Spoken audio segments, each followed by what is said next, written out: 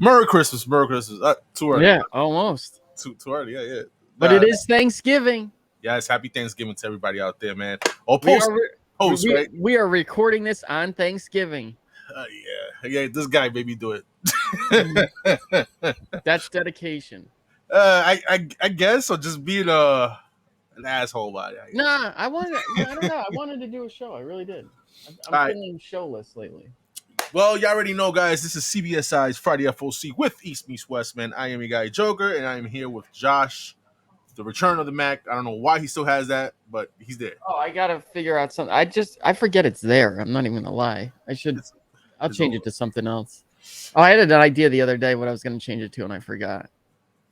His holiness.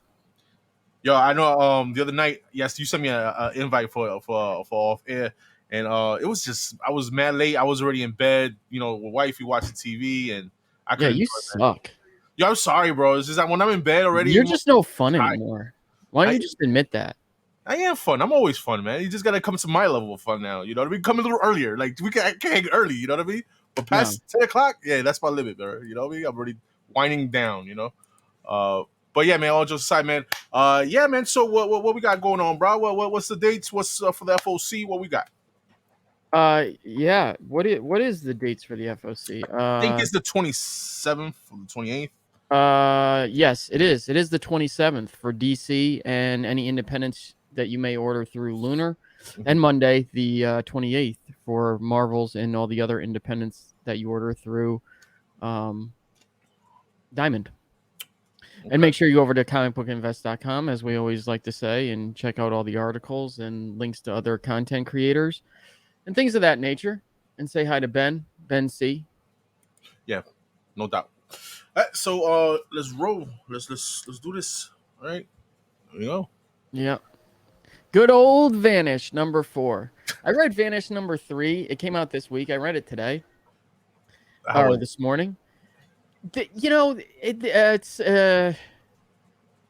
like I see there's a good idea here. But it's just not. He's not sticking the landing. And I don't really know how to explain it. I feel like Donny Cates, and maybe it's me. Let me find out. Did my man freeze? Did my man freeze? Yeah. You did, bro. You good? Yeah, you go ahead. Say it again because we didn't hear you. Oh, really? Because I sat like this for a second on purpose. I didn't. Oh, so maybe you didn't freeze. Maybe you would just be an asshole, like I said. All right, go ahead. I wasn't trying to, but anyway, I said. Did you hear what I said? I'm like, he has a hard time, I feel like, transitioning from one book to the next. Like, it's a very, wait a minute. Like, what? And you kind of have to go back and look at the other book, and maybe sometimes you were in the wrong, but a lot of times it's like, how do you transition from this to this? It's like things missing, I guess. Yeah, right. Yeah. But there's an idea here that is cool in the concept, but I just don't think, I don't know, ever since the end of Venom and King in Black, and the first arc of Thor, he's not doing anything that is impressive to me. Yeah. I mean, because if you think about it, man, you back then, Donny Cates, when he first was when he was just focused on certain things and focused on maybe 1 or 2 books. Now he's just got so many things going on. He got this shit going on. It's hard to catch a writer like that. And he's a good writer, man. He is a good writer. We give him that. You know what I mean? It's just, I don't know if he's overwhelmed, falling off, or what. You know what I mean? But I still have faith in Donny Cates, man. I don't know if this is the book that bring him back. I doubt it. But I don't think so. Do you hear anyone talking about this? No. I know the sales on it. Well, I shouldn't say that. I know at least from locally, the sales on the book are not very good. Okay. Nobody, even for issue 1, I don't think it really made a splash. Mm-hmm. And it's got what's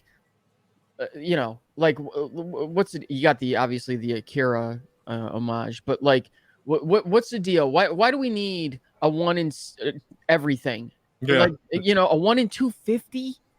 Really? Makes no sense. No sense. When are they going to stop with this? I understand it's all to get money, and that's not a bad thing.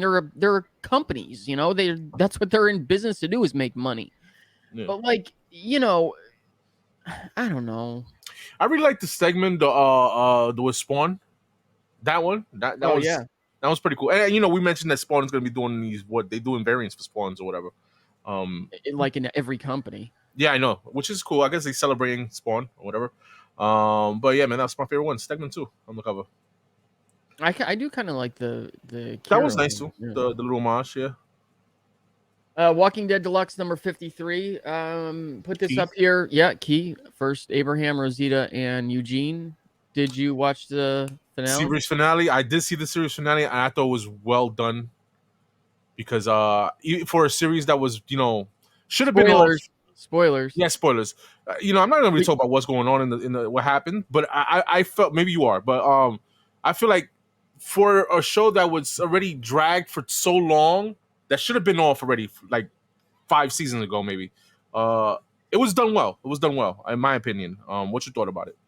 It's not really even ending in a way. No, it's not. But yeah. Well, how do I feel about it? I like like the tribute stuff they did at the end, but the actual story that they needed to like wrap up, with the current characters was kind of whatever. Like, okay. So they let some people back into the Commonwealth and they, kept the walkers out. Yeah. And arrested the government. Great. Okay. It was really boring. I mean, it was literally just there to. It felt like a very abrupt ending. You're right. It should have ended years ago. I mean, seasons 1, as I've said before, 1 through season 4, episode 8, when they leave the prison, are fantastic. Yeah. And everything since then is garbage, with the exception of the Negan episode, which is episodes. Yeah, that was like very iconic for that series, Well, I don't even think just for that series. Like, I don't know if there was a more intense episode of TV ever. Yeah, you're right. Like even when what was coming, or you thought you knew what was coming, and most people thought Glenn could possibly die because he did in the comics. Mm-hmm. Your heart was still racing the whole time until they did it. I mean, it was very, very dramatic. And then you talk about that, the moment that in the series finale when Maggie, I'm sorry, we're talking about this. Fuck it, I don't give a fuck. We'll talk about it. Yeah, whatever. When Maggie and Negan started talking, and she could never forgive him for what she did to Glenn, But they had that moment, that little dialogue was pretty cool. Obviously, they're doing a spin-off with Negan and Maggie, and they're gonna be based on New York, basically over here. I like that. The Rosita, now that we talk about Rosita, that kind of touched my a little bit, like, because Rosita was a big character in The Walking Dead, not the biggest, but she was a main character. I never liked her. Well, you didn't. I liked the man. Nope. When she got bit, man, I knew she got bit because when she fell on top of come on, something happened. I knew. How did the baby not get bit though?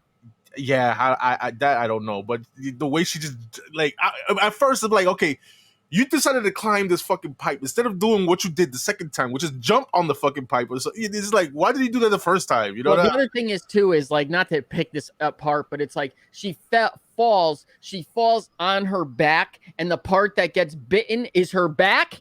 Yeah. I guess when she got up, she could have whatever, but the baby doesn't get bit. She doesn't get bit on the front. But yeah, Walking Dead. Some variants. Spawn. That is dope.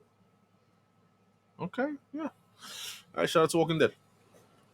All right. So, Book of Slaughter, number 1. This is going to be interesting. Now, this is a one-shot, as far as I know. Okay, it seems like it's based on this character. I'm not familiar. Sorry, pardon me, guys. With this character from House of the Dead. Oh my god. What's this shit? House of Slaughter, or Something is Killing the Children? Something's Killing the Children. There you go. I'm so sorry, man. Yeah, I don't know who this character is, but it looks like it's based off this character because she's on 3 covers, basically, right? Well, the future of the Slaughterverse is laid bare by Something is Killing the Children and House of Slaughter creators James Tynion and Werther Dell'Edera. In the very first Something is Killing the Children one-shot special. From the sidelines to the spotlight, Book of Slaughter follows the white mask, Maxine Slaughter. But will her loyalties remain where they are, or will she show her true colors? In addition to being a precursor to the upcoming chapters of both series, this special issue features a sizable guidebook that delivers that delves into the deep lore of the Order of St. George. Okay. Now, they did the right thing. I like the A cover a lot. They did the right thing by keeping Deladera on the art, I think. And that it's a one shot. I bet you this doesn't sell really. I don't think Something Is Killing the Children is really selling that well. I mean, I think it sells enough, but concept of it from the beginning of Walking Dead was pretty cool, man. You know, I don't know what is going on now. You know, it's just one of those books that like I don't know why. Like it's so good. Or at least it was for up until like issue like 11 or whatever I read up to. And like I just can't like get back to it for some reason. Yeah, I don't know. I don't know. I mean that Dan Moore obviously like what is the Virgin cover? I would assume it's the version of this. Yeah, okay. All right. Cool. All right, Batman 131. I think at this point we are ended the arc, whole right? Fail safe thing. Yeah, okay. It looks like it. Let me. I gotta catch up on my. I think I'm like an issue behind. God damn it! Why is it not showing up here? Hang on. Yeah, do your thing, man.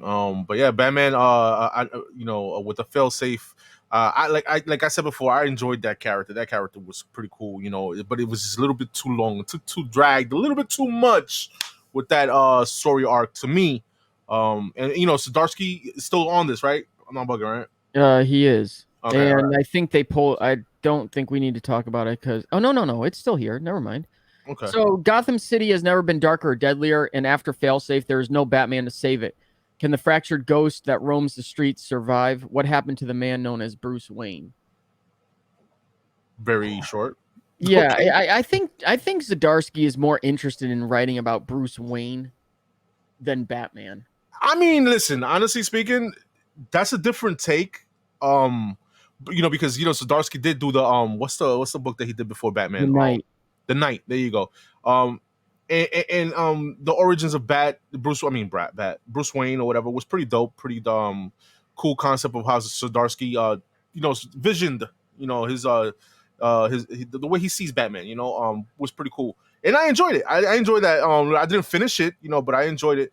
You know, but him bringing that into the Batman now is pretty cool too, you know. So I'm not sleeping on Zdarsky. I'm still on this, man. I have faith. I have faith on Zdarsky on Batman.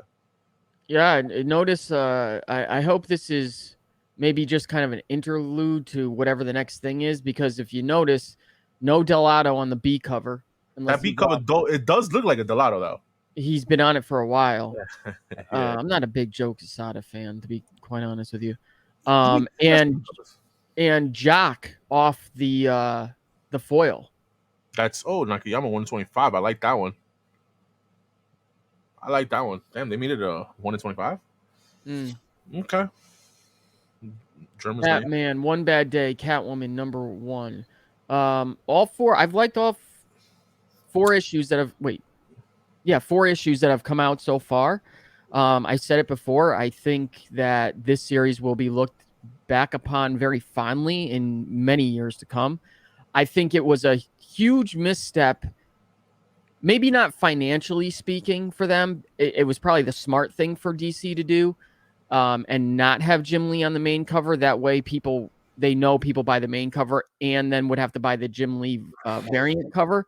But I think this would have been more iconic had Jim Lee been on the main covers, because all his covers have been awesome so far. A lot of the A covers have been awesome so far, and I'm pretty sure McKelvey has done all the A covers, if I remember right. The one that was done for Mr. Freeze, the A cover was awesome, but the Jim Lee one was much better.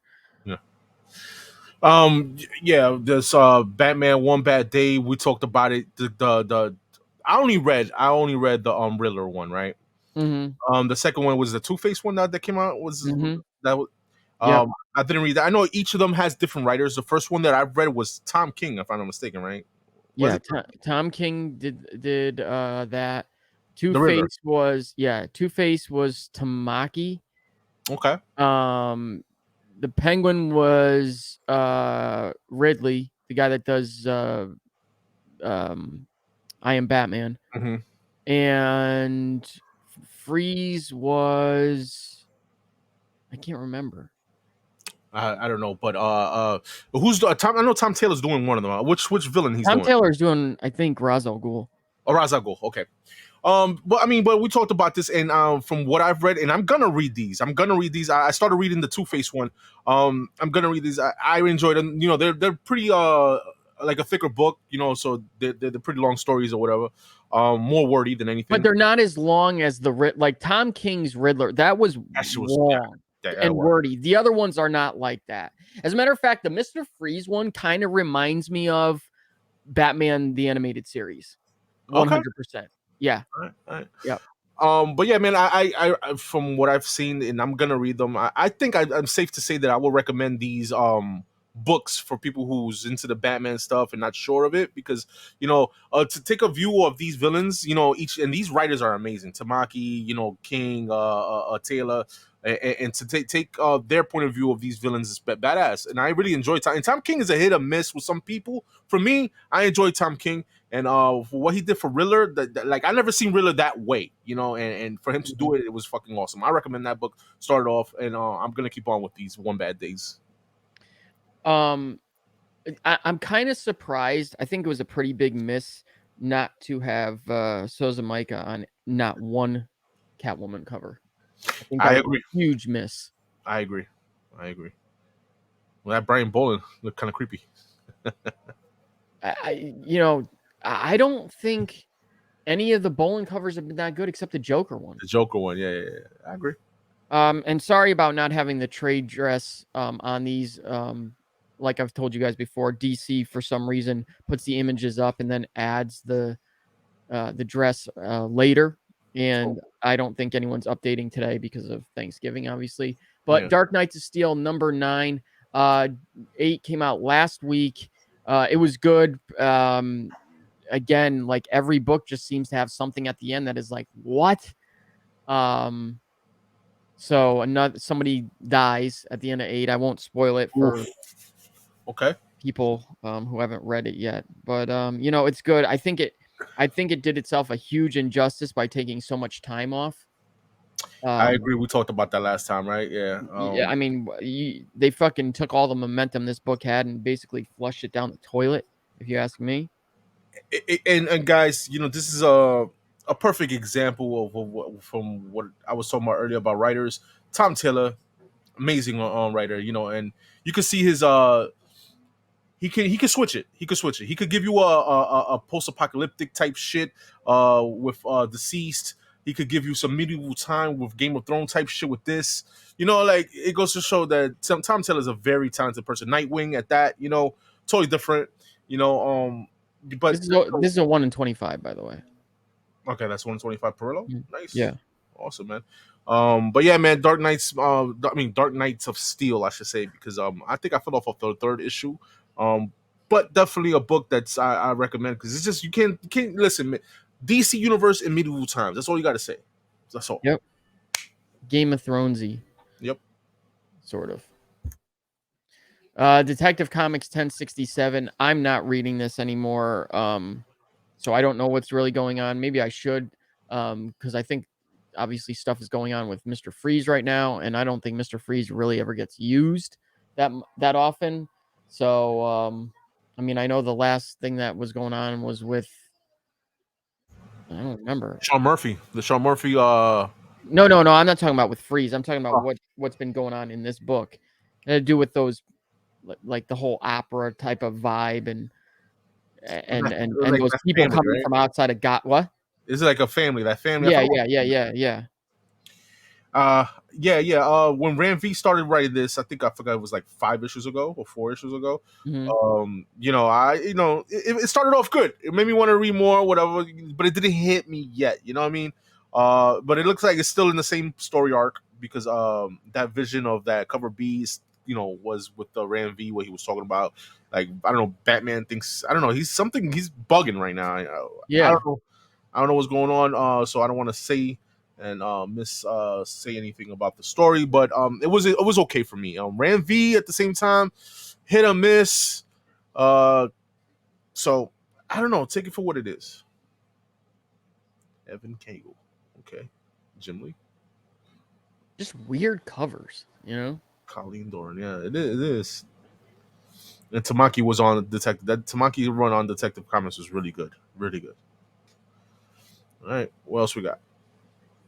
John Oh, Stewart, the Emerald Knight. shout out to the Green Lantern fans out Yeah, there. we don't get much Green Lantern on this channel. I'll tell you that. Yeah, Um, good to see it though. Yeah, this is a one shot. Hang on 1 second. All right, my man So, badass. John Stewart. So this is written by Jeffrey Thorne. I have no idea who that is. Artist Marco Santucci. John Stewart has been trapped in the dark sectors for months with the rest of his Green Lantern comrades. With the power of the Godstorm at his disposal, John's using everything he can to take down Isak, the mad new god, and bring his fellow corpsmen home. John will need to become something new to win the war against Isak. He'll need to become the Emerald Knight. And just as a little note, I don't know why, it so bothers me when people fucking say the Green Lantern Corpse. For that one, guys. The English language. Whenever you rephrase the Green Lantern Corps to Josh, make sure you add the Orps. Yeah. Right? There's no. It's not a dead body. Oh my god. And yes, I know that's spelled differently, but it's core. You know, listen, man, it's pretty cool for the Green Lantern fans. Looks, you know, especially that they're using not even Hal Jordan, they're using John Stewart, so pretty cool. Right. I'm not really impressed with any of these covers. No, I'm not either. But it's cool that they're using, you know, Green Lantern and stuff like that. Joker, the Man Who Stopped Laughing, number 4. I've already spoke on this. Issue 3 isn't out yet, so nothing new to report. I've liked it so far for what it is. It's okay. I could say a little something about the covers though. Especially my favorite one is the C cover. That C cover is pretty cool. Simone DeMeo, amazing artist. And Dustin Nguyen, the one in 25. That's a pretty cool cover too. Bermejo, it's alright. You know, A cover I really don't like. Really? Nah, I don't like it. See, I'm always a fan of anything Clayface because like I like villains that are like awesome villains that don't get used. Yeah, me too. You know? Man-Bat, Mr. Freeze, Clayface, you know, who else? Ventriloquist. Maxie Zeus. No, not Maxie Zeus. I am too. It's just the way you draw them. That's all, you know. And I feel like right there, it's not all that. You know what I mean? Maybe I'm bugging. Nice House on the Lake, number 12. This is the last issue. Thank God. Well, there you go. Issue 11 is out. I did not read it. I do have it. I've just kind of given up because really, I just don't really care anymore. I'll be honest with you. How dare you? I know. Well, I've told you guys before. I've never understood why this book got so much hype from out the gate. Like it's fine. Yeah, was there like a moment or two that was like, oh my god, yeah, okay, but like other than that, very just boring and sort of not. I don't want to say confusing, but like too many characters jammed into a very tight space. I agree. That first issue it didn't catch me. I knew the hype was about the Quattro, right? It's all about James Tynion. You know, this shit was a good book. Everybody was jumping on it, and whatever it is, option maybe, who knows? I don't know. But not my style. Not my style. When I read it, it was just too much things going on in that book. Good concept. It was a right mystery type thing. What's going on?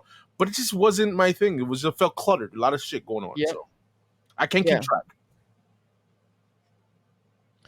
Punchline, the Gotham game number 3. Number 2 came out this week. I read it. It was a complete filler. Basically just one giant fight through the whole book of her and the squad that she's trying to put together of former Royal Flush gang members and them attacking the Asian girl that's in the Catwoman book. I forget her name, and her crew, and I don't know. Punchline character we talked about. You already know, guys. We have faith in Punchline. It's just it's a matter of time, I guess, right? Just got to utilize her more and just put the right writer and artist behind her. A cover, I really like it. Gives me the Beetlejuice vibes. I like it. Pretty cool. Rose Besh cover is awesome. I love Rose Besh cover. Like her art is pretty cool. It's different anime style type thing.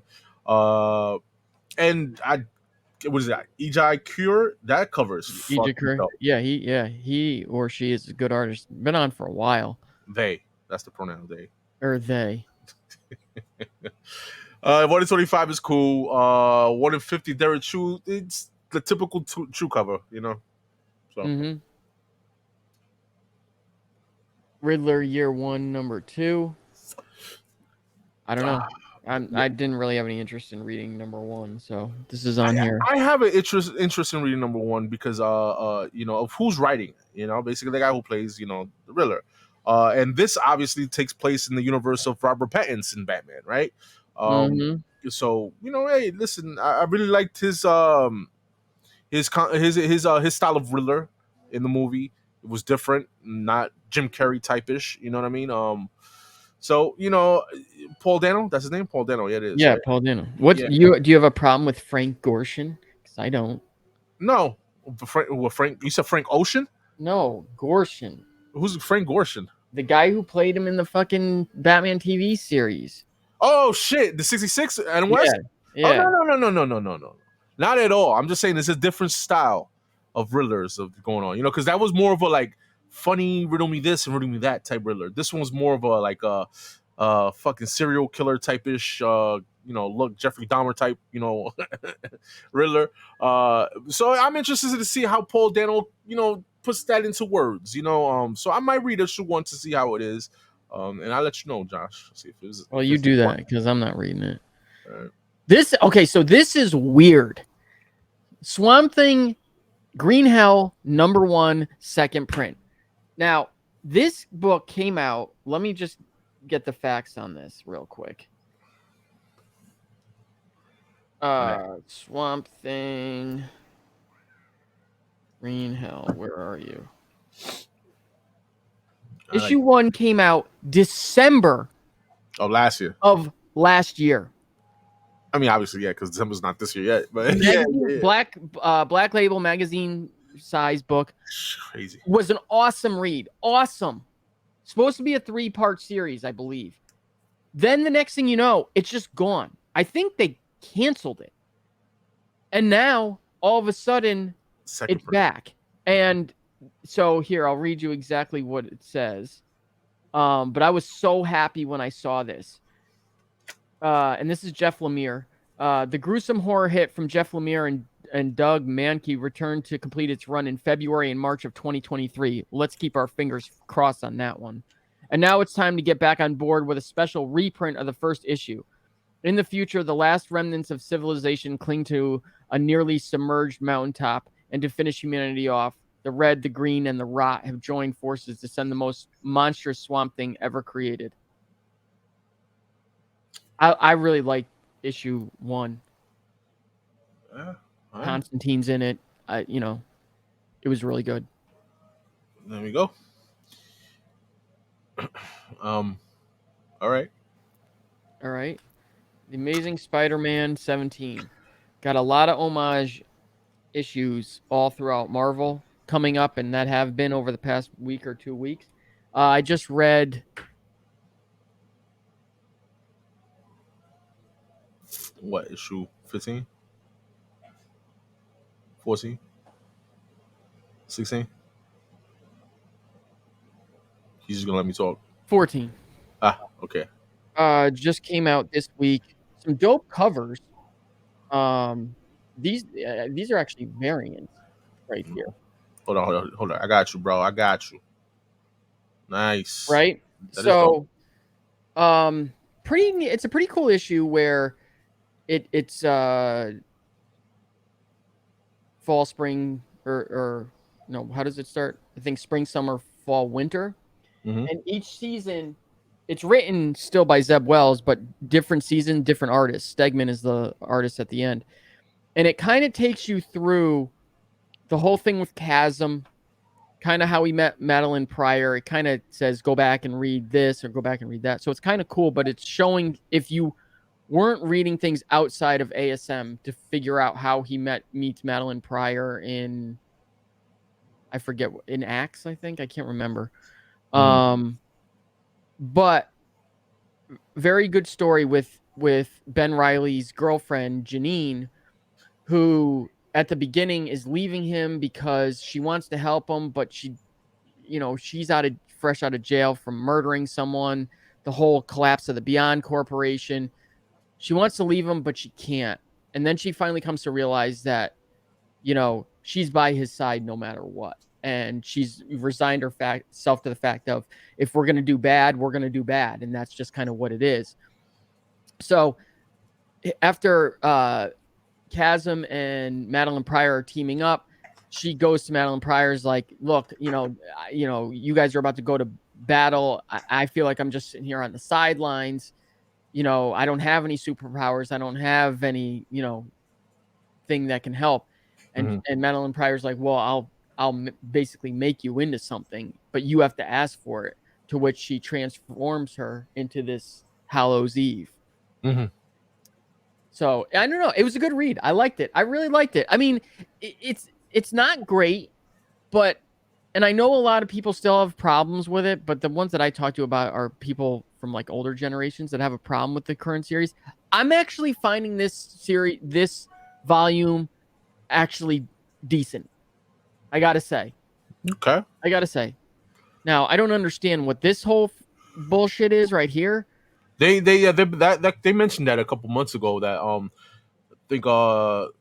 I think this issue comes out next year, right? In January or whatever. No, this is the end of December.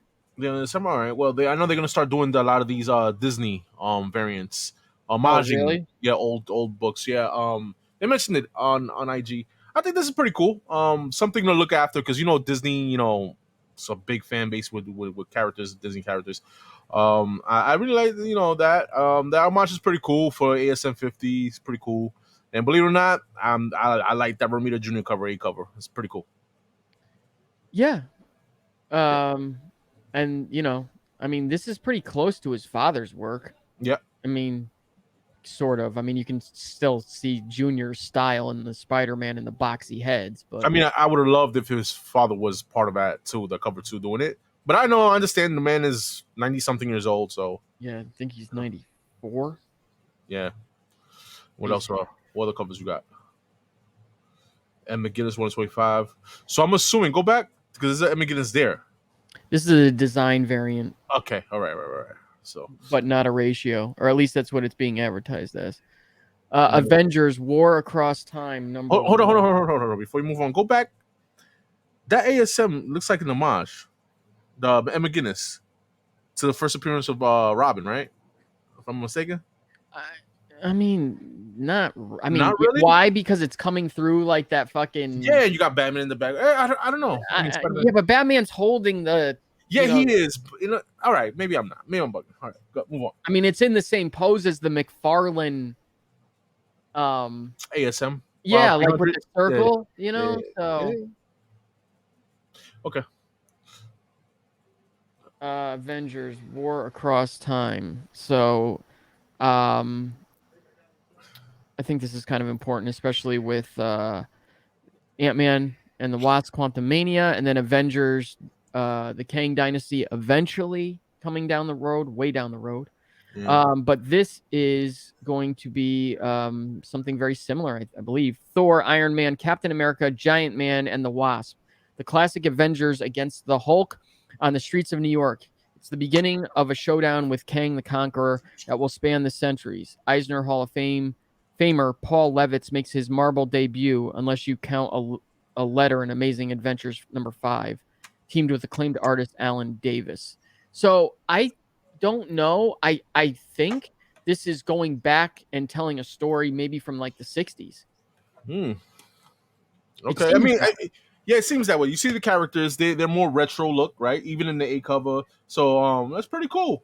I like the concept of that, going back in time and, telling some old stories or whatever. I wish they would. I mean, I kind of like that with the that Ant-Man 4-part series that they just did, even though it does also take place in the current and the future. But when they jump back into the 60s Ant-Man, it was really cool. I wish, and they did the art the same way that they did in the 60s. So I really wish they would explore concepts like this.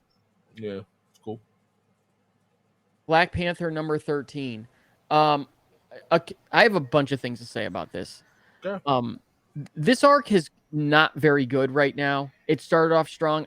This whole thing with the not the colonizer, the colonialist, I think. Just weird.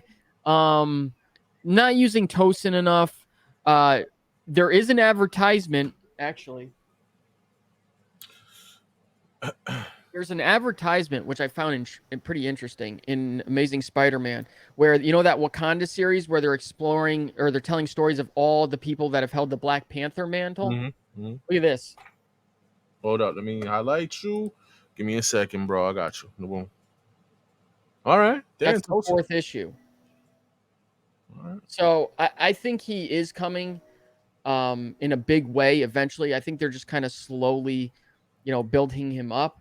Some pretty cool covers here. I think I could be wrong, with the exception of, I think number 3 second print where he is on the cover. I think this is Tosin's first appearance on cover in the main first print. Right? In the main cover. Yeah. I could be wrong about that. Pretty awesome. 1 in 25. Now take that for what it's worth. There hasn't been a 1 in 25 for quite some time on Black Panther. I think since issue 4 or 5, I want to say. Dope ass cover though. It is. And covers for dope. All the people that are specking on Tosin because of the Black Panther movie, because T'Challa's kid's name is Toussaint, and they think that's close to Tosin. Let me just tell you right now, look into my eyes. Put me on the one, Mike. Hold on. I got you. You are an idiot. All right. Well, there you go. Okay. A message from Josh. His holiness.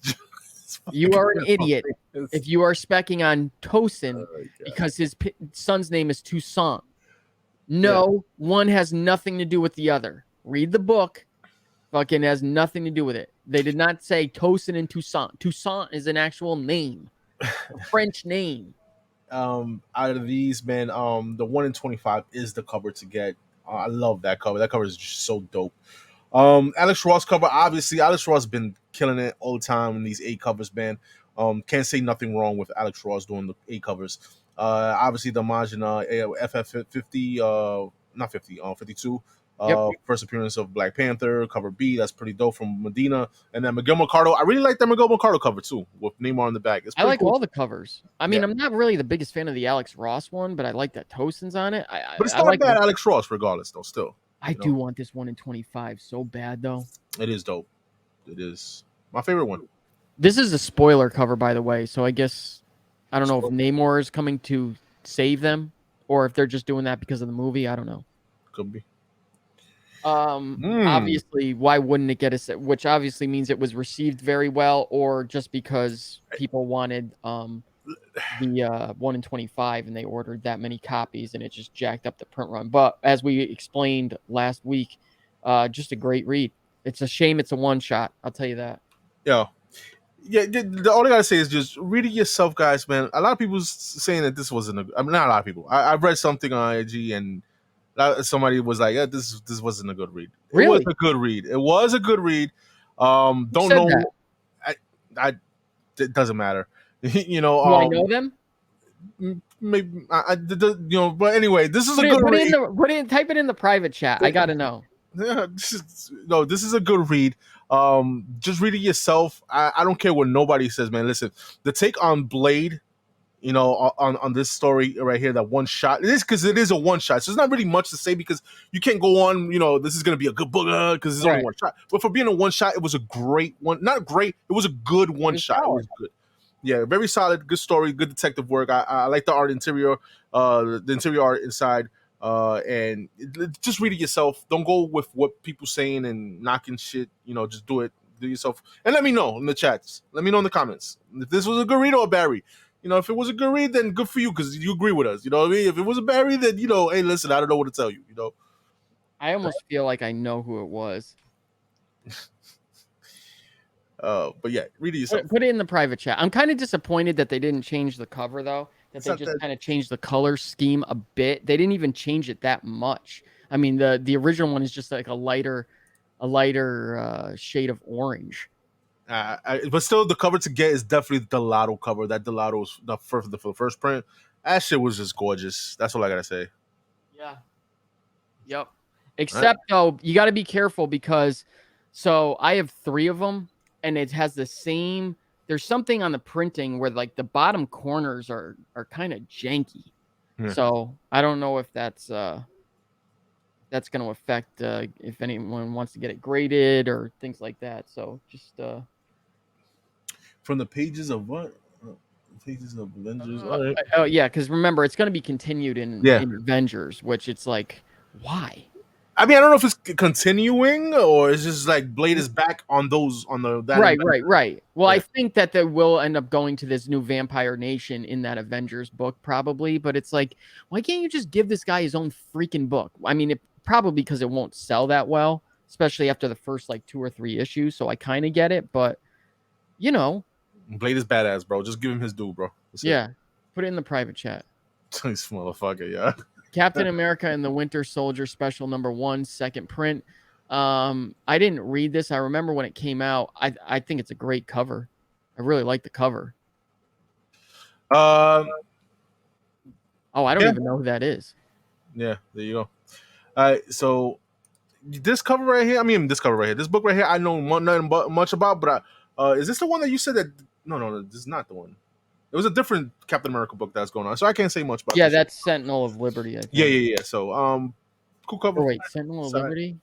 Yeah, I think that's it. Yeah. Carnage #9. Another back on a 1 in 25 on this issue as well. Dope 1 in 25 as that. At that, it's pretty cool.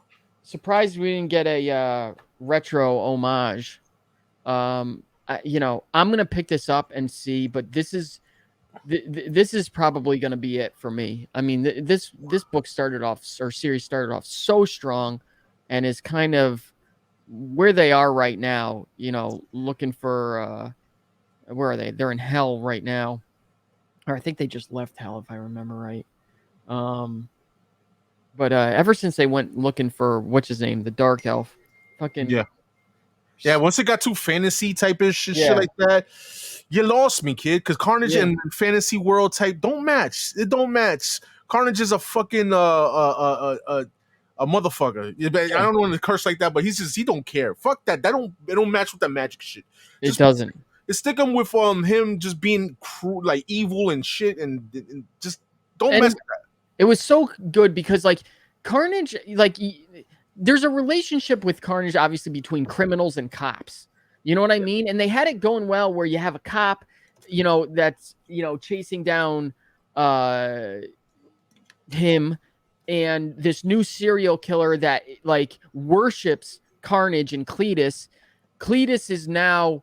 I think that character is gonna be something big in this series. Who? Which one? The cop? Yeah. I hope so. He's got a cool name, John Shade. Cletus has infected him. Carnage has infected the serial killer guy. And you're probably saying, well, how has Cletus infected the cop? Well, Cletus is dead, but the codex from the symbiotes somehow separates out Cletus and whatever. So Cletus is now part of John Shade and can basically do the same things that Carnage, like heal and shit like that. I don't know if he can go full symbiote, but I think eventually John Shade will become the new Carnage. That 8 cover is really nice. That's the only cover I like. I mean, all cover is nice. I'm just saying, like more of a Carnage-esque type vibe, cover with the blood and all that crazy shit. Just bring back the old Carnage, man. That's it. Daredevil #7. I can't believe we're already up to #7 because I only read issue 1 and 2 and wasn't really feeling it. I read the first 2 issues. The Zdarsky again. I don't know why. Like we mentioned before, they stopped doing the previous series of this and just started all over with this Daredevil with the same artist and writer, right? Yep. Doesn't make sense to me. But I enjoyed the couple issues. I don't know why I fell off. It's just I've been falling off on all my books, man. I've just been really busy at work. But they continue with this homage. Frank Cho is doing this homage. Pretty cool concept. And when you said the Carnage, man, just give it to issue 10. They probably doing a homage for issue 10 on Carnage. Yeah, man. The Momoko cover is so weak. I'm not feeling it. Yep. And Chicharro is always an amazing artist, so I'm always gonna go with the A cover. I mean, when it comes to Chicharro, the Chicharro cover with Daredevil at least. So yeah, cool. I see Punisher back too, at that, right? Or was he back? What do you mean? Punisher in the background, you don't see. Oh, in the back, yeah. A Ghost Rider 10. Freaking how awesome is this, man? Mm-hmm. I am getting this homage, and Bjorn Barron's doing another cover for Ghost Rider. Pretty awesome. I stopped getting this series, stopped reading this because also this one started off strong and then just like started going nowhere, like real fast. But maybe I'll try reading it again. I need a Marvel Spotlight 5 so bad. Yeah, yeah, me too. Everybody does, right? But listen, I can always say, it's really difficult to go wrong with a bad, like with a bad Ghost Rider cover. But that C cover is kind of weak. Yep. I'm not really feeling it. But the Barons, obviously, Barons is fucking awesome, dope. Ghost Rider too. When it comes to Spawn and Ghost Rider, I could obviously see Barons just do those covers. Hands down, and Phil Noto doing the homage to Marvel Spotlight 5, that shit is fucking badass, man. That's pretty cool, pretty dope. I just wish he didn't. The only thing I don't really like on this is the bike. Why couldn't you just give him the classic bike? Yeah, you gave him like the freaking the Donny Ketch one. Yeah, the Danny Ketch bike. Yeah. I agree with you. But listen, man, what the hell is going on in Ghost Rider? Have you been reading Ghost Rider or you stopped it? No, I stopped. The last thing I read was when what's his name? Came into the picture. Ringmaster. Some weird fucking issue. I think it was like issue 5 or 6. I don't know. It's just like again, you take so much good momentum. Like that character. I don't know if she's a new character. I think she is. The one that's like working with the FBI and she has power. Like that was a cool new character. And then you got that other guy who is like driving the big like truck, who's also obviously another Ghost Rider type-esque person. Isn't that him on the A cover? He looked like that's him right there. Yeah. But they just killed the momentum. Gold Goblin #1 second print. As I told you guys, I liked the first issue of Gold Goblin. It was actually pretty decent. I like this cover, how it's a blend of the two, because that's exactly kind of what's happening. Like the Green Goblin is starting to break through again. So it's kind of, I liked it. I think that's a cool idea. I think it's a dope cover. But Chicharro again at the cover. I didn't even know that was Chicharro. I just feel like they should have given me more green than the Gold Goblin. Opposite. But I like it in the way of maybe they'll do this at the end and it'll be the reverse, more green than gold. Okay. All right. Mary Jane and Black Cat #2. I'm excited for this series because I like the one-shot Mary Jane and Black Cat Beyond. Issue 1, not out yet. You're going to get some dope artwork on this. 2 things I got to say. I really like this AKA cover. J. Scott Campbell, as I've said before, I don't think anyone draws Black Cat or Felicia or Mary Jane better than J. Scott Campbell. Gorgeous. That's just a gorgeous. And that's not even the whole. I'm sorry to cut you off, bro. But that's not even the whole body. And usually when he does the whole body, everybody loves it. Yep. That's just like the bust, right? That's fucking dope. That's a dope ass cover. However, I will say this though. I think he does not really know how to do backgrounds very well, or he's just getting lazy. He has in the past done good backgrounds, so I can't say that. But it's very similar. And I know he's the one probably not coloring it, or maybe he is. I don't know. But it's the same color scheme a lot. This green or blue in the background of every one of his books. He needs something in the background. Mm-hmm. And this Adam Hughes cover, while it's really cool, at the same time, it's like it's kind of hard to understand what's going on exactly. I mean, I get it. It's Mary Jane. She's waking up. She's turning into a spider. It's the demonized variant. And the Chrissy Zulo, while it's not my thing, I like it. Awesome. That definitely because what was it? One of the books we was looking at, and we was curious to see what was the Adam Hughes cover. I think it was issue 1. I think it was. Yeah, I think It so. was all right. Yeah. Well, at least this one you get to see Adam Hughes, and this you would not figure this would be the Adam Hughes cover, right? Because Adam Hughes is also known I thought this was the Adam Hughes cover, sort of. And is it AKA? That's the artist's name. Yeah. Okay. All right. But the Adam Hughes cover is pretty cool. It gives you the Mary Jane spider vibe. You know what I mean? Transforming at least. And that 1 in 25, those animal variants or whatever, I like it. That one's pretty cool. Depending on what this book is, key or not, that might be a book to look out for. That 1 in 25 for some reason. I don't know why. Yes. Miles Morales Spider-Man #2. I should have put key alert on this because there is a new villain. It's a her. I want to say it's Reverb. I think that's the name. Mm-hmm. I read it in a previews for issue 3 or 4. So I don't know if her first appearance is in 1 or is in 2. But let me pull this up real quick. Go ahead, man. Spidey versus the Scorpion Sting. Miles Morales' world is spinning out of control. A mysterious new threat is rising and coming at Spider-Man hard. And if Spidey does not fight back with everything he's got, he could lose everything. What does this new villain have to do with Misty Knight's investigation and a slew of upgraded foes like the Scorpion terrorizing New York City? The battle is going to change Spidey's life forever. Someone's not walking away from this one. Love the A cover. Very reminiscent of the 1 in 25 for #1, which I think is awesome.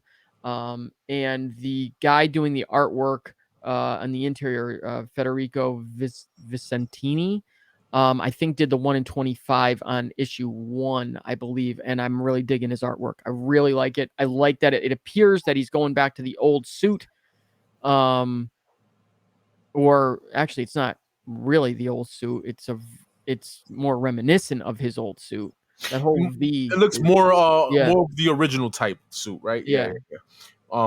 Dude, the cover wise, the fucking A cover is fucking dope with Scorpion on it. This is dope. It is. Yep. I really like the B cover because it gives me Into the Spider-Verse, the movie, or that's coming out. Gives me that vibe. Stephanie Hans, killer McFarlane homage, killer. I really like it. And that 1 in 10, which is the interior cover, Federico Vicentini, 1 in 10, which is fucking dope too. Gives me like a little design variant. It gives me that vibe, but I like that design. It's different. Right. And I was thinking that when I put it up, I'm like, I wish if they're going to continue to do these design variants that they kind of go more this style. I'm getting every single one of these covers, even though homage. I mean, how many times can we homage this cover? It's still pretty dope. I got to say, I want them all. Yeah, you're good. Star Wars: The High Republic #4. We talked about this last week. I had it on last week. They moved it, or it wasn't supposed to be on last week. One of the two. So we don't need to talk about it again. Mandalorian #7. We're going a little long this. Sorry, man. It's Thanksgiving. That's right. So Mandalorian #7. I read #5. It follows right along with the show. Nothing different.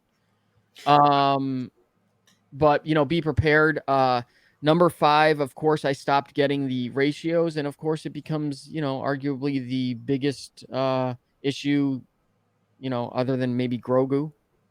Really? Yeah, well, because it's the first what's her face? What from Boba Fett? I forgot her name. Yeah. Yeah, that's pretty cool. These covers are cool too. Also, obviously, guys, if you watch the Mandalorian series, this is just going by episodes or whatever. That Torrin Clark 1 in 50. Torrin Clark, man, artist, amazing artist, amazing. Can't say bad things about that. The A cover is a little bit weak. That's the only, to me, honestly speaking, this A cover is weaker than the other ones. But cool. And no. Well, there's your mistake for the week. I've This is not on. This was on last week. Actually, let's talk about this because I said I would read it. Did you read it? I did read it. All right, no. I did. Right. I did read it. Go ahead. This is you. This is you because I don't know shit about this. Did you read it? Because I said, to be fair, I wanted to read it because I know everyone is crucifying this book, and I'm wondering how many people actually read the book, or if they're just crucifying it because they want to jump on the. The people in the comments, if you read it, this right here had no interest, honestly, Josh. Neither did I. I'm not going left and I'm not going right with it. I just doesn't. I just not in my. It's not my view. It's not in my view. And I didn't want to read it either. I mean, it wasn't. The only reason I read it is because of how controversial it is. I'm like, well, let me read it and see what it is. You liked it. I mean, I highly suggest that everybody read this book. I really do. I really think you should read this book. Because I'm telling you, I've never read anything in my life in any medium that is such utter garbage. It is the worst thing. And I'm not trying to be funny or jump on a bandwagon. I really don't, because I feel like a lot of the time while the masses get it right, how they get there is wrong. Mm-hmm. You know what I mean? It's like, but this book is so bad. I mean, it is incomprehensible what is going on. It's written incredibly bad. It just doesn't seem like it's not written how a book should be written. And I'm not even talking in terms of it's not good. I'm talking about the way these people speak is not how somebody would speak. The artwork is weak. I don't want to say it's weak because it's still artwork. It's just, it looks like a fucking acid trip, and not like, like with Silver Surfer Black or like something like that, where it's, kind of the style. I mean, for Whatnot to have this as their first book out the gate, first of all, whoever greenlit this, like, what are you doing? Shame. I mean, really, what are you doing? Yeah, because you know JPG, and that's no offense to JPG, but JPG is not a comic book writer. Yo, dude, this is right here. This is I'm gonna keep it 100. This is a typical money shit. This is a money grab. That's all it is. Well, it's for the variant covers, obviously. That's yeah, of course, hell yeah. But this is a book that I like I said, this is not. I have no interest in reading this. Not to knock it whether it was gonna be good or bad. It's just I'm not gonna read this shit. This shit, come on, like a dude. I think you should read it. I think seriously, like I've always been a proponent of, and it really bothers me when people start bashing something and they don't know what they're bashing and they're just doing it to jump on board with somebody. If you want to bash it, know why you're bashing it, because I guarantee I can go up to any 9 out of 10 people who say this book is bad and go, okay, well, why was it bad? Well, because I don't like Whatnot, or because I don't like JPG, or I don't like that Spider-Man, or whatever the reason is. Yeah. Okay, but did you read the book? Yeah. At least come with. But listen, like I said, this is not my interest, so I'm not gonna read it or whatever. I don't know. Maybe for your entertainment, I'll probably read it, Josh. Ninja Fungus. I'm telling you, I need you to read this I need everyone to experience what I experienced. I was literally like, what the fuck is going on in this book? Like, I'm literally laughing out loud. Yeah, like I said, man. No exaggeration. The worst, at least that comes to memory. I've never read anything worse. Yeah, and no hate, because I don't give a fuck about when it comes to this Whatnot shit or whatever. I don't care. It's just a book that Ninja Funk doesn't sound like a book I will get. I don't know. The covers didn't grab me. Synopsis didn't grab me. All that shit didn't grab me. So I passed on this. And to have David Mack on the 8 cover, damn. Yeah, I mean, this book is already past FOC. I forgot to take it off the slideshow, but yeah, but I guess you know what? I fuck it. I'll read it, man. I'll read it. Read it. I mean, I think it's funny that the first issue has gone to a second print. I don't know how in the hell that's possible, but we'll see. I mean, money. Yeah, but I mean, it doesn't make sense if nobody's gonna buy it. Oh, I mean, I know they're promoting it as everybody bought it, but the thing is how many variant covers were ordered by so many, people having their own exclusives. That's not stores ordering it necessarily. That's people will buy this. Yeah, People will buy whatnot this. sellers and whatnot. Yeah, people are gonna buy this. People are gonna promote it like crazy. All these whatnot sellers or whatever, and much power to them. It's just it's just not my lane. Is not my style. That's all. So, but give it a chance. Read it. I'm telling you. I give you. I got you. I mean, I think it's important. I think it's important for people to, whether you like it or not, is secondary to the fact of it's a talking point at a time in comic book history that is very, to say the least, it's a very volatile time right now in comics. A lot of emotion, a lot of hostility, and I think it's important. Yep. Whether you agree or disagree with something, a topic, I think it's important that you do your diligence and know as much as you can about, said subject, even if you don't necessarily agree with that side of the argument. You know what I'm saying? That's where I think, not to go off on a tangent here, that's why I think we are where we are in the comic book community, and why we are where we are as a society as a whole, because neither side wants to understand the other side. You don't have to agree with it, but at least try to see what it is from the other side, that the other side, Yeah, see. I mean, I feel you. I feel you on that shit, yo. You make a good point. A lot of this shit, the politics and all that shit. Not even say politics, but when it comes to comic book, but it feels like it, right? Yeah, that's exactly what it feels like right now. Yeah, it's like you choose a side, whatever. And I'm gonna tell you one thing right now. I don't give a fuck about all that shit. I'm just whatever I like, and that's it. Whether it's controversial, or people may not like it, and if a book, it's fucking comic books. That's all right. I gotta say. You know what I mean? And the other thing is too, not to cut you off, Mike, is a thing that I don't understand, where it's like, why is it, especially it seems to be like in comics, where it's like, you either have to be all in or all out. You know what I mean? Where it's like, I cannot like something, a company, let's say. But say said company comes out and says something where everyone just fucking disagrees with it because they hate that company already, and they're just going to hate because they hate that company. But I can come out and say, hey, well, I don't like that company either, but I actually don't disagree with what they're saying right here. If I say that, I'm looked at as a simp, or I would do the same, or whatever the case may be. It's like, why is it that we have to be all in or all out? Why can't we not like something or like something, but then at the same time be like, no. To be fair, I may not like that person, but I agree with what they said right there. They're not wrong. Or I disagree with that person, even though I like them. Listen, my thing is, honestly speaking, it's perfectly fine whether you like something, you don't like it, but bring something to the table. Why? You know what I mean? Yeah.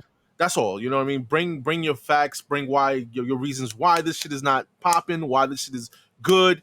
Bring it. You know what I mean? But if you're gonna say, this is trash, and not gonna have nothing else behind that, no, you know what I'm saying? It's like, so okay, and like, you know what I mean? Right. Yeah, it just doesn't make sense. That's why I like I said, I don't fuck with the politics. I just like what I like. I read what I like, and if you don't like what I read, then it's on you, bro. Because I don't give a fuck. You know what I mean? I really don't give a fuck. When it comes to shit like that. And a lot of that shit, honestly speaking, that's going on right now with all this back and forth shit. Like, you like this, you like that, you don't like this, you like that. It kind of takes the fun out of collecting, takes the fun out of this comic book stuff, because it's been a long time since I bought anything. I haven't bought a fucking book in a long time. It's just, but at the same time, the FOC show right here that we, these new books that come out of, every week, some of the stories drag me back in. The Batman, I'm still always gonna read Batman, so I'm not gonna let go of the, but it's just all this extra shit, extra noise in the background that it's just like tiring, just, that's it. Yep. But why do you think you don't see either one of us on any shows anymore? I've been dying to do some shows. Me too. Josh. Me too. But that's why we had so much fun. You weren't there when we did the whole toy show. Yeah. I missed that. The last Coffin Comics. Yeah. So, Yo, let's switch before you get into that. Because not to say about the Ninja Funk book, but next time you want to like talk about it on the FOC, let me know during the week what book you're gonna read, and then I pick and choose what you can to read it, because like that Ninja Funk right there, I could have read it and we could have talked about it, but I don't know shit about it. You know what I mean? So yeah. but whatever. All right, moving on. Well, again, like I said, that wasn't supposed to be on there. That was kind of Yeah. Okay. Yeah. True. Yeah. Okay. So Action Comics 1050. So a little bit of an anniversary issue here. Dark Crisis is over and a new dawn shines on the DCU. In the wake of cataclysmic battles with Mongol, Henry Bendix, and Pariah's Dark Army, Kal-El is back on Earth and here to stay. And the people of our planet are ready to look up and away to a brighter tomorrow. Well, most of the people. Clark Kent's reunion with Lois and his son, John Kent, proves fleeting when strikes the ultimate attack from Superman's greatest adversary, Lex Luthor. But this time, something is different. Luthor has stolen something from Clark's life, something so important that it will change the very planet itself. If you think you've seen the biggest battle between Superman and Lex Luthor, think again. This clash will rock the course of their lives forever, and it's only the beginning. 2 years' worth of Superman stories come to a head in this oversized anniversary issue with all-star talent that launches Superman and the DCU into an exciting new era. Yeah, I read something on IG talking about that. That's a fucking dope ass homage. Alex Ross. Fuck, I needs that. I'm getting that. I'm getting that. We always talked about when it comes to Superman, is just we need some good stuff pushing them. We need good writers. There has been good writers, just good stories. When it comes to Superman, because honestly speaking, Superman is one of the characters in DC where a lot of stories, a lot of monumental story arcs when it comes to comic books, has been around. He's been around. There's been based around him or whatever. Like the Doomsday Death of Superman, that was a big deal back in the 90s. So Superman. From what I read to Josh on IG, I think him and John Kent, they bring him back their secret identities, I guess, or something like that, because I guess everybody knows that they're Superman and Super. What is it? Oh, really? Yeah. So I read somewhere that they're bringing back their secret identities. Don't know how they're gonna fix that, because they're gonna wipe out the whole world memory and shit. But whatever. But yeah, man, good to see Superman back on. Hopefully, this is a good start for Superman. Well, I think they need to go. It's kind of like the running theme with DC is I think they need to go dark, especially with Superman in terms of, what's the greatest Superman stories that have been told? Really, it's all ones that like you just said, the death of Superman. Big. Yeah. What? That was big. Right. Like, what was the last great Superman story? I'm not even necessarily saying in the comics, and maybe I'm wrong because I don't read Superman, but the last thing that I really know of, the last great Superman story, was Injustice. The video game? Yeah. But they made that a comic also, obviously. But again, Lois dies, shit like that. And Superman, tries to create basically the new world order. So I think that's where they need to go. I think they need to put a beard on him. Maybe bring back that longer hair. That mullet. Bring back the mullet Superman with a beard, you know what I mean? Oh, yeah, man. Gabriel Delato, okay. Pretty cool. It's all right. I like that Archie-esque type too cover. Oh, you got a Ross foil, so they're doing a foil one too. Ooh, okay. That one's going for cover price? I think so. All right. Here's the John Boy Myers 1 in 25. What's the one on the left? This one? They're like trading cards. It is. It is? Okay. This is a 250 copy minimum order, though. Oh, shit. So that might be a hard to get one. Yeah. All right. God, why is this loading so slow? It's all right. We don't have to wait for that shit. It's all right. Moving on. What's that cover there? This one? No. Damn, why? Yeah, your shit is so low. No. This isn't my computer. Lunar does this sometimes. I don't know why. They might be updating all the covers right now. I don't know. Yeah, it's a pretty cool cover. That Superman one right there. Go back. Down right there at the end. I just want to see something real quick. All the Superman. Okay. Well, it won't be real quick. I'll tell you that. That's cool cover, man. I like that one. All right, moving on. So Batman Beyond Neo year trade paperback, not worth your time. Yeah, see, they're starting to update. Okay, so here's the Jim Lee cover. So I don't know why it takes so long for the Jim Lee covers to come out. Love it. Look at that. How awesome is that cover? That is dope. Damn, Jim Lee, greatest, man. One of the greatest ever, man. Let me see what else we got here. Blue Beetle, Dia de Graduation. Yeah. That sounds like a Spanish French. Yeah. Graduation day for my man Blue Beetle. Why are they so obsessed with these design variants? And dude, and I'll tell you this. Speaking of design variants, you know who's doing design variants now? Magic. Oh, get that shit out of here, man. Everyone with the design variants.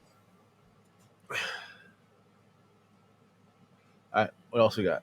DC Horror presents Sergeant Rock, Army of the Undead. This is kind of, I don't want to say popular, but I think it's doing pretty well. All right. DC versus Vampires, the last issue. I fell off of this. That's a nice cover, though. Yeah. Damn, really nice. Flash, almost to issue 800. Okay. 1 in 25 Torrin Clark. Probably not, though. It's probably about a year away, almost. That 1 in 25 is nice, too. Torrin Clark. Yeah. Fucking little gnat. I gotta remember. Harley Quinn. I forget if the Harley from whatchamacallit is coming over into this. Yeah, the Harley who laughs. Oh shit, really? Okay. Yeah, she is. Yeah, there can be only one Harley Quinn, or maybe like 100. The multiverse is a strange place. Old lady Harley, Harley who laughs, Harley who joined a bowling league in Indiana for the free chicken wings. We've got the whole gang together, and we're ready to put the fun in this multiversal murder mystery. Maybe also cause more murder with a side of mayhem. Join the team for an epic 25th issue of Harley Quinn. Stephanie Phillips. Okay. All right. Awesome freaking Mattina cover, homage to his original cover for issue 7 for the Batman Who Laughs. Mm-hmm. Pretty cool. So, what else we got? Yeah, we do into that. Justice Society of America. They just put this on because I would have had this on here. So this is the Jeff Johns one, I believe. Yep. The new Golden Age continues. Number 1, has issue 1 come out yet? No. Eh? No. All right. So that's DC. Or at least I don't think so. Poison Ivy issue 8 also fell off this. That's just kind of gone off the rails as well. Sandman has a new book coming out, Dead Boy Detectives. Okay. Good to see Sandman is coming back for second season. I was just about to say that, yeah. Sword of Azrael, last issue. Tim Drake Robin, number 4. Did you play any of Gotham Knights yet? I have not played Gotham Knights. I don't think I will. Yeah, don't waste your time. I have no want to go back to that at all. Like it's just not there at all. It's all about this right now, son. It's all about this right now. All about that. What do we got? There was something. Okay. Oh, so Department of Truth, Wild Fictions. This is reprinting issues 10 and 11. I think that has to do with the Bigfoot issues. And we got I Hate Fairyland coming back. That's issue 2. With Scotty Young. Cool. Junkyard Joe. There's a cool Scotty Young cover for I think Captain America that I want to show you too. Okay. All right. Is anyone still reading What's the Furthest Place from Here? If you are, let me know in the comments if it's good. I read up to issue 5. There were some good ideas there. I just didn't think it was moving at a... Oh, I like that Castlevania homage. Yep. I actually just got the Nottingham Castlevania homage cover for number 8. Oh, really? Yes. Nice. What variant was that? What variant was it? Like, who was that, a store variant or? No, it was. I think it was Ben's variant. Oh, where? Okay. Yeah. Or I know it was. The Witcher, new Witcher series, the Ballad of Two Wolves. This is, I think, that like The Witcher does a lot of stuff around fairy tales, so I think this is kind of like the Three Little Pigs stuff. Mm-hmm. Loved Witcher, obviously. Turtles. Cool to see Casey Jones on a cover. I wish they would do more covers that didn't have the turtles on them. You know what I mean? It doesn't have to have the turtles on it all the time. I mean, it's a Ninja Turtle book, you know. So I get it, but like it's never like just one of them. It's always all four of them. It's never, you know. Somebody just do one turtle at a time. Like you never see really Bebop or Rocksteady on the, like. There's so many fucking cool characters to do, and they don't really, Turtle universe. You're right. Yeah, right. And they don't put them on there. Bring I want to see Metalhead. Do a Metalhead cover. I hate Metalhead. I hate Metalhead. By the way, I did those I mean, obviously we were talking about Mike. Those Super 7 turtles are so fucking awesome. Dope. So dope. Guys, check them out. Go check them out. That's what I gotta say. Yeah. I mean, I just got some surprise ones in, and they are just awesome. Yeah. Let's look. Oh yeah, Captain America right here. There you go. Pretty cool, right? Yeah, pretty cool. Pretty cool. Hulk 1 facsimile. Okay. I think they did that already. Probably. They did. I got that shit. Moon Knight number 19. Here's the homage. I fell off a Predator too, man. Predator. So it's a Darth Vader. Okay, Darth Vader. Show some Darth Vader love, man. You show Darth Vader. All right, let me see that cover. Oh, that's a badass cover. Okay. Raza. Yeah, Raza. Yeah, he's been on the main covers. Yep. Tiger Division number 3. Oh, that Wolverine cover homage is fucking dope. Let me see that one right there. The Eddie Grinoff. Oh, sorry. Yeah. That one's cool. That shit is dope. I like it. Yeah, I mean, listen, man. I'm not hating on these homages. These homages, they're good. Right? Yeah, they've been good. I haven't seen a bad one yet. Yeah, get y'all Red Sonja, Vampirellas. You know, get y'all, your books on. That's a nice book right there. Mm-hmm. Nice book. That's for the broski. You boy. Let me see what we got here. Deathgasm. Dude, the book costs $6.66. That's hysterical. Oh shit, Deathgasm. Who's writing this shit? Jason Howden. Okay, Russell Fox, cover artist. All right, I guess. For your metalheads out there. What is this? That's Dynamic Force. Dynamic Force is like, I guess they're doing like signature books. I guess previews. It's nothing crazy. Yeah, it is. Yeah. What else we got? Gun Honey. Horror Comics. Pretty cool. What else? Punchline. Not that Punchline though. And remember when oh, look at this. Silver Surfer number 1 homage. Oh, right here? Yeah. It's stupid. It's actually kind of funny. Yeah. What you were saying? I forgot. I cut you off, man. I don't remember. Is anyone still reading West of Sundown? I wanted this to be so good. It was okay, but it's only issue 7. Who knows? Let's know. Year 0. Okay, that's volume 0, number 3. I know that was kind of a big thing. Year 0, volume 0. Yeah, I don't know what's that about, but Upshot. But yeah, I think that we're gonna make a show or some shit about that. Let me know in the comments. Maybe I'm wrong. Whatever. Get your T-shirts. There you go. Well, the East Meets West exclusive ones. Yeah, where can you get those? Yeah, I gotta make some more, man. I gotta make some more. I think I was thinking about doing different colors too. Maybe a black one. Yeah. Yeah. I gotta see what's up, man. It's all about money, so we gotta see. We'll see. Well, made to order, I guess. Yeah. We could do that. What else we got? Oh, some Magic, some Magic the Gathering shit that we looking at. What the fuck is this? Where? This is Final Oh, Fantasy. Those are okay, my mouse pads and shit. bad. All right, I think that's it. Yeah, let's end it And up, make man. sure you go over to comicbookinvest.com. And again, happy Thanksgiving to everybody, or now a day after Thanksgiving to everybody. Rolling right on through to Christmas. Can't believe it.